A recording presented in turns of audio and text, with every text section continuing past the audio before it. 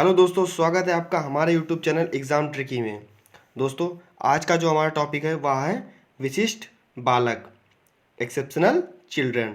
दोस्तों, यह जो टॉपिक है, यह जितनी भी शिक्षक भर्ती परीक्षाएं हैं, चाहे वह बीटीसी हो, बीएड हो, डीएड स्पेशल एजुकेशन हो, और चाहे टेट हो, चाहे सीटेट हो, इसमें सब में इस टॉपिक से कुछ ना कुछ जरूर आता है। दोस्तों, और भी हमारी जो महत्वपूर्ण शिक्षक भर्ती परीक्षा से रिलेटेड वीडियोस हैं, वो डिस्क्रिप्शन बॉक्स में आपको उनका लिंक दे दिया गया है, आप लोग वहाँ से देख सकते हैं। दोस्तों, इससे पहले यदि आप हमारे चैनल पर नए हैं तो हमारे चैनल को सब्सक्राइब कर लें, वीडियो को लाइक करें और ज़्यादा से ज़्यादा शेयर करें। दोस्तों, बेल आइकन ज़रूर प्रेस कर लें जिससे कि नए वीडियो की नोटिफिकेशन आपको समय से मिल सके। देखते हैं आज विशिष्ट बालक, एक्सेप्शनल चिल्ड्रन। देखते हैं क्या है ये। प्रत्येक विद्यालय में शिक्षा प्राप्त करने के लिए कुछ सामान्य बालक प्रवेश लेते हैं। दोस्तों, कुछ सामान्य बालक प्रवेश लेते हैं, साथ ही साथ कुछ ऐसे बालक भी प्रवेश लेते हैं जिसमें विशेष प्रकार की शारीरिक व मानसिक विशेषताएं पाई जाती हैं। दोस्तों, विद्यालय में जब बालक प्रवेश लेते हैं तो कुछ तो सामान्य बालक प्रवेश लेते हैं और साथ ही साथ कुछ ऐसे बालक प्रवेश लेते हैं जिनमें या तो कोई शारीरिक विशेषता होगी और कुछ बालक ऐसे होते हैं जिनमें मानसिक विशेषताएं होती हैं। जैसे देखते हैं हम लोग, इसमें से कुछ बालक तो प्रतिभाशाली होते हैं। दोस्तों, प्रतिभाशाली बालकों का IQ लेवल 140 प्लस होता है और कुछ मंदबुद्धि बालक होते हैं। मंदबुद्धि बालकों का IQ लेवल वह 90 माइनस होता है, 90 से कम। तथा कुछ पिछड़े बालक होते हैं और कुछ ऐसे बालक होते हैं जो शारीरिक दोष से ग्रसित होते हैं। शारीरिक दोष में हमारे वो बालक आएंगे जैसे कोई बालक देखने में अक्षम है, दृष्टिबाधित बालक।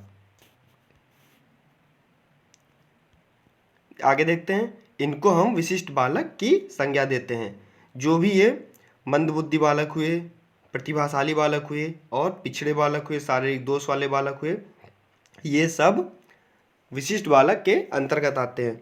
अगर हम एक लाइन में इसकी परिभाषा देना चाहें तो कह सकते हैं कि वह बच्चे जो सामान्य बच्चों से अलग होते हैं, चाहे वह प्रतिभाशाली हो, चाहे वह मंदबुद्धि हो, सामान्य बच्चों को छोड़कर, सामान्य बालकों को छोड़कर, चाहे वह प्रतिभाशाली हो, चाहे मंदबुद्धि हो, चाहे पिछड़े बालक हो, ये सब बालक विशिष्ट बालक की श्रेणी में आते हैं। उन्हें ही हम विशिष्ट बालक कहते हैं।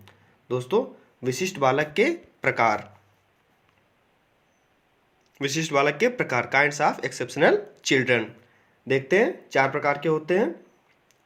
पहला है प्रतिभाशाली बालक, गिफ्टेड चिल्ड्रन। दोस्तों, प्रतिभाशाली बालक, गिफ्टेड चिल्ड्रन। दूसरा, पिछड़े बालक, बैकवर्ड चिल्ड्रन, पिछड़े बालक, बैकवर्ड चिल्ड्रन। तीसरा है मंदबुद्धि बालक, मेंटली रिटार्डेड चिल्ड्रन, मंदबुद्धि बालक, मेंटली रिटार्डेड चिल्ड्रन। चौथा है समस्यात्मक बालक, प्रॉब्लम चाइल्ड, समस्यात्मक बालक, प्रॉब्लम चाइल्ड। पहला देखते हैं हम लोग, प्रतिभाशाली बालक क्या होते हैं। प्रतिभाशाली बालक, गिफ्टेड चिल्ड्रन। दोस्तों, स्किनर के अनुसार परिभाषा है। स्किनर जी ने क्या कहा था, प्रतिभाशाली शब्द का प्रयोग उन 1% बालकों के लिए किया जाता है जो सबसे अधिक बुद्धिमान होते हैं। प्रतिभाशाली बालक का प्रयोग केवल उन 1% बालकों के लिए किया जाता है जो सबसे अधिक बुद्धिमान होते हैं। दोस्तों, सामान्य बच्चों का IQ लेवल 90 to 110 होता है, इसके बीच में ही सामान्य बच्चों का IQ लेवल होता है।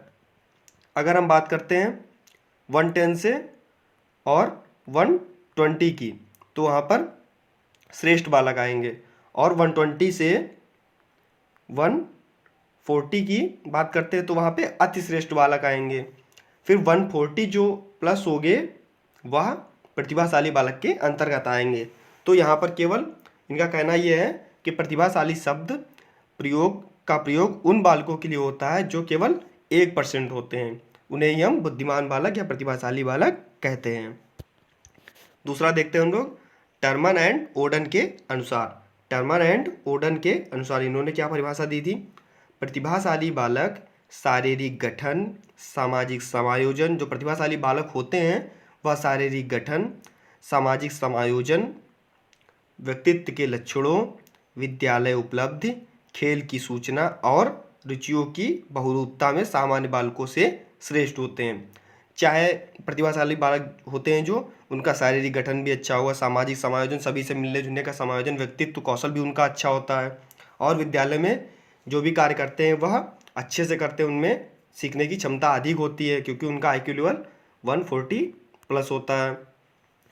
और सूचना, खेल की सूचना उनके वे खेलने में भी अधिक रुचि लेते हैं। तो ये सब बालक जो होंगे वह प्रतिभाशाली बालक के अंतर्गत आते हैं।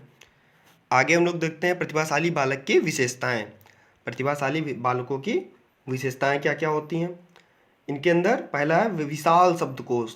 प्रतिभाशाली बालकों के अंदर विशाल शब्दकोश होगा, उनके अंदर शब्दों का भंडार बहुत विशाल होगा, और जैसे कोई भी प्रश्न आप करते हैं तो उसका उत्तर वो फटाक से देंगे क्योंकि IQ लेवल अधिक होता है और शब्दकोश उनके पास अधिक होते हैं, किसी भी बात का तोल उनके पास होगा।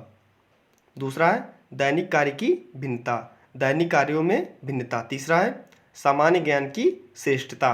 दोस्तों जनरल नॉलेज इन बच्चों में बहुत अधिक होती है।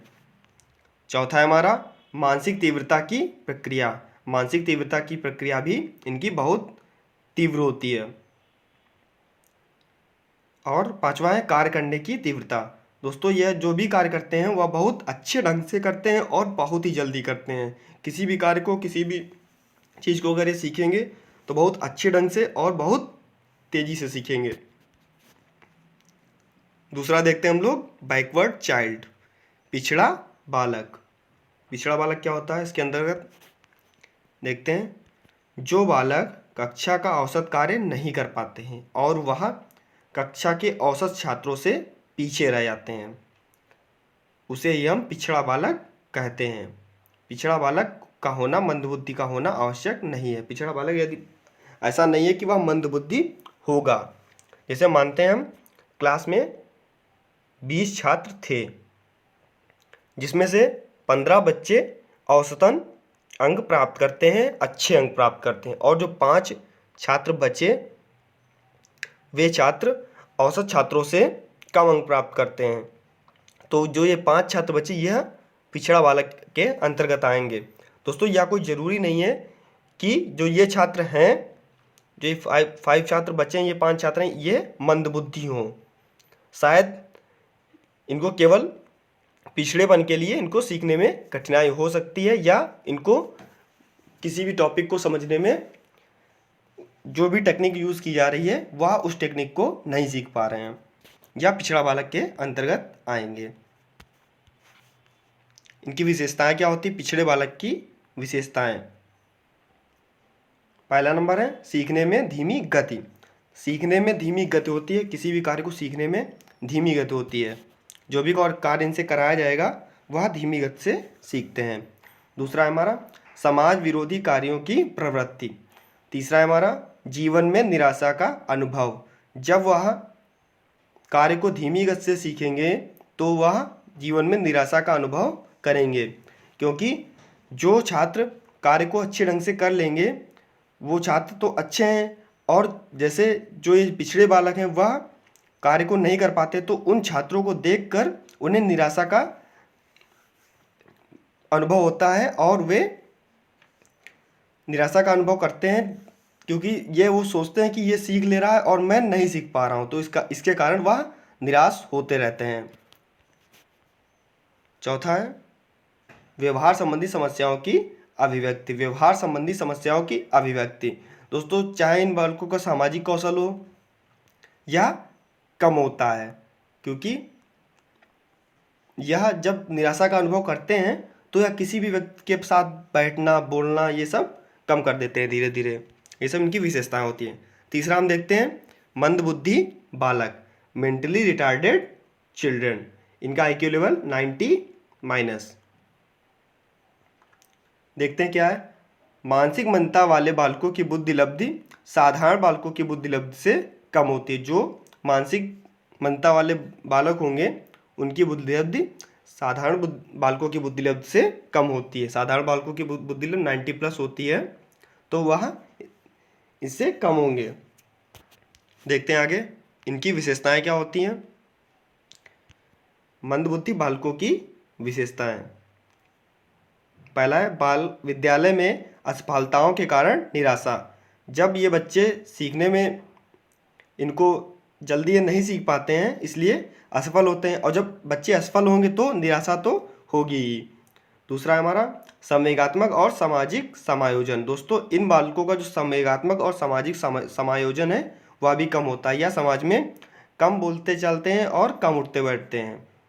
तीसरा है सीखी हुई बात को नई परिस्थितियों में प्रयोग ना करना। सीखी जो बात, उन्हें जो भी टॉपिक सिखाया गया है उसका नई परिस्थितियों में प्रयोग ना करना। आगे देखते हैं हम लोग प्रॉब्लम चाइल्ड, समस्यात्मक बालक। ये लास्ट है हमारा नंबर 4, समस्यात्मक बालक। इसके अंतर्गत क्या आता है, जिसके व्यवहार में कोई ऐसी असामान्य बात होती है, जिनके व्यवहार में कोई ऐसी असामान्य बात होती है। अगर कोई बच्चा व्यवहार कर रहा है तो उसमें कोई ऐसी असामान्य बात होती है जिसके कारण वह समस्या बन जाती है, उसे ही समस्यात्मक बालक कहते हैं। अब उदाहरण के साथ हम आपको समझाते हैं। जैसे चोरी करना। चोरी करना एक असामान्यता है, किसी भी चीज़ को चोरी करना। कोई भी बच्चा है अगर किसी भी चीज़ को चोरी करेगा तो वह प्रॉब्लम चाइल्ड के अंतर्गत आएगा, क्योंकि वह समस्यात्मक बालक है। दूसरा झूठ बोलना, बात बात पर क्रोधित होना। अगर कोई भी अच्छा भी काम कोई कर रहा है और बात बात पे कोई क्रोधित हो रहा है तो वह समस्या व्यवहार के अंतर्गत आता है, और हम समस्या व्यवहार को कम करने के लिए उन्हें उनके पास जो पुनर्बलन मिल रहा है, जहाँ से उनको पुनर्बलन मिल रहा है, या उसको हम कम करते रहेंगे। चौथा हमारा मादक पदार्थों का सेवन करना। ये सब इनकी विशेषताओं के अंतर्गत भी आते हैं। समस्यात्मक बालक किस प्रकार के होते हैं, चोरी करना, झूठ बोलना, क्रोध करना, मादक पदार्थों का सेवन करना, मादक द्रव्यों का सेवन करना, ये सब समस्यात्मक बालकों के अंतर्गत आते हैं। दोस्तों अगर आपको हमारा वीडियो अच्छा लगा हो तो हमारे चैनल को सब्सक्राइब करें, वीडियो को लाइक करें, ज़्यादा से ज़्यादा शेयर करें। धन्यवाद।